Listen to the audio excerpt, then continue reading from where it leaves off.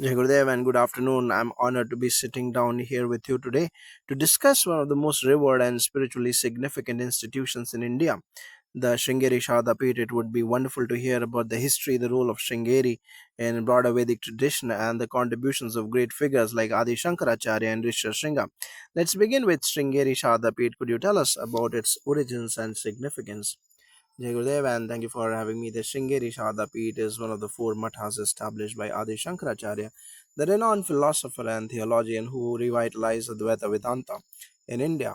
Sringeri, located in the foothills of the Western Ghats in Karnataka, has been a beacon of knowledge and spiritual practice since its founding in the 8th century. Adi Shankaracharya established the Sringeri Mutt to preserve and spread the teachings of Vedanta, particularly focusing on the non dualism or Advaita, which teaches the oneness of the individual soul or the Atman and the ultimate reality, the Brahman. The Peeth is dedicated to Goddess Saraswati, the goddess of wisdom, and this connection underscores Sringeri's role as a center of learning and intellectual inquiry. It became a pivotal institution for propagating the spiritual and philosophical teachings of Adi Shankaracharya. It is fascinating that Sringeri continues to be such an influential place of learning and worship. Could you elaborate on Adi Shankaracharya's specific contributions both to Sringeri and to the development of temples and mathas across India? Absolutely. Adi Shankaracharya's contributions were revolutionary in the way he unified the diverse religious traditions across India. In addition to establishing the four major mathas in key locations, Sringeri in the south, Dwarka in the west, and Puri in the east, and Badrinath in the north, he laid the foundation for what we now see as a system of Advaita Vedanta and its integration with the rituals and practices of the temple culture. In terms of contributions to temples and Mata, Shankaracharya emphasized the importance of temple worship as a means of cultivating discipline and focus, while simultaneously bringing philosophical depths to these practices. He wrote several commentaries on important texts like the Upanishads, Bhagavad Gita, and Brahma Sutras, elucidating the concept of Brahman as the ultimate reality. His work helped integrate the worship of deities with the understanding of non dualism, making it easier for people to relate to abstract philosophical concepts to the concrete medium of temple rituals. Shankaracharya also restructured and reorganized many existing temples and mathas, ensuring that they were not only centers of worship but also institutions of learning. Sringeri, for example, became a hub for Vedic scholars, and the Matha's extensive library of scriptures and texts became a key resource for anyone seeking a spiritual and intellectual guidance. That is fascinating. Shankaracharya's integration of philosophy and temple culture must have had a profound impact. Moving on to Risha Shringa, another revered figure, how did he contribute to the understanding of temples and mathas in the Indian religious landscape? Risha Shringa, though often less discussed than Adi Shankaracharya, holds a pivotal place in Vedic tradition, particularly in relation to temple practices. Rishyasringa is considered one of the great sages mentioned in the Mahabharata and other texts, and his story is interwoven with the theme of divine intervention and the role of priests in rituals.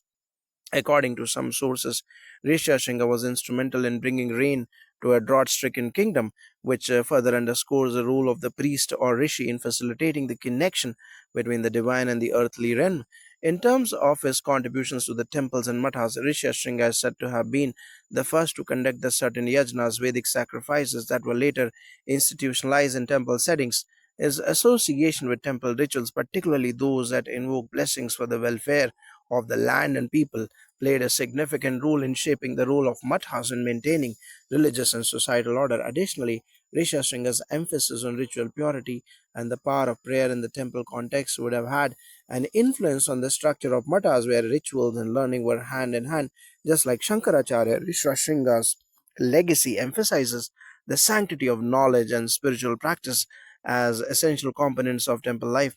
That's a fascinating perspective. So, in essence, both Adi Shankaracharya and Rishra Shringa contributed to the spiritual, intellectual, and ritualistic aspects of temples and mathas. Sringeri, in particular, seems to have played a key role in this development. Could you tell us more about how the Sringeri Peeth continues to contribute to the preservation and growth of Vedic knowledge today? The Sringeri Sharda Peeth continues to be a beacon of learning and spiritual practice today. Under the leadership of the current Acharya, Sringeri plays a central role in preserving ancient Vedic traditions while also adapting to the needs of the modern world. One of the key areas where the Peeth has contributed significantly is in the preservation of ancient texts. Sringeri's library holds rare manuscripts and commentaries that are studied by scholars and devotees alike. The Mathas has also established educational institutions that teach the Vedas, Vedanta, Sanskrit, and other traditional subjects. These institutions aim to produce well versed scholars who can carry forward the teachings of Adi Shankaracharya and other great saints, ensuring that the knowledge remains relevant in contemporary times.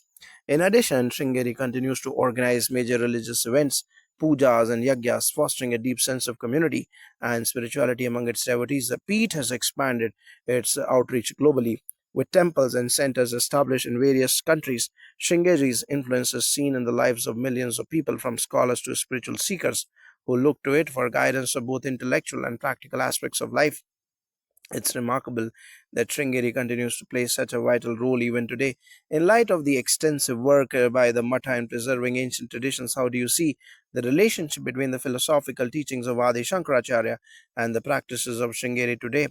The relationship between the philosophical teachings of Adi Shankaracharya and the practices that Sringeri is profound and enduring. Shankaracharya's philosophy of Advaita Vedanta is not just an intellectual system, it is a way of life. The core of his teachings that the individual self, Atman, is ultimately one with the supreme consciousness, the Brahman, is integrated into every aspect of life at Sringeri. The daily rituals at the temple, the study of the scriptures, the guidance provided by the acharyas, and even the atmosphere of the matha are all designed to reinforce the idea of oneness with the divine. In the modern era, the relevance of Advaita Vedanta is even more significant given the increasing pace of materialism and the search for deeper meaning in life. Sringeri continues to provide not only a spiritual sanctuary but also a philosophical compass for navigating life, whether through deep philosophical discussions, meditation, or the observance of rituals. The teachings of Shankaracharya are brought to life in practical, meaningful ways. That's truly inspiring. As we conclude our conversation, could you share a message for those who are seeking spiritual guidance or looking to learn more about the rich traditions of Sringeri and Vedic knowledge? My message would be to approach these ancient traditions with an open heart and mind. The wisdom of Sringeri, the teachings of Adi Shankaracharya, and the contributions of saints like Risha Shringa are timeless. They offer not just a path to knowledge, but a path to self realization, where the ultimate goal is to recognize the divinity within oneself and in all of creation. The temple and the mata are not just physical places but spiritual sanctuaries where the mind, heart, and soul can find peace. I encourage everyone to engage with these teachings, to read the scriptures, and to visit places like Sringeri to immerse themselves in the vibrancy of a spiritual practice and the pursuit of wisdom. The journey may begin in a temple, but it leads to the discovery of one's own true nature. Thank you so much for sharing these insights today. I'm sure our readers will find this conversation enriching and thought provoking. It was my pleasure. Thank you for taking the time to explore these profound topics. May the blessings of Goddess Saraswati and the wisdom of Adi Shankaracharya guide you and all who seek knowledge. Jai Gurudev.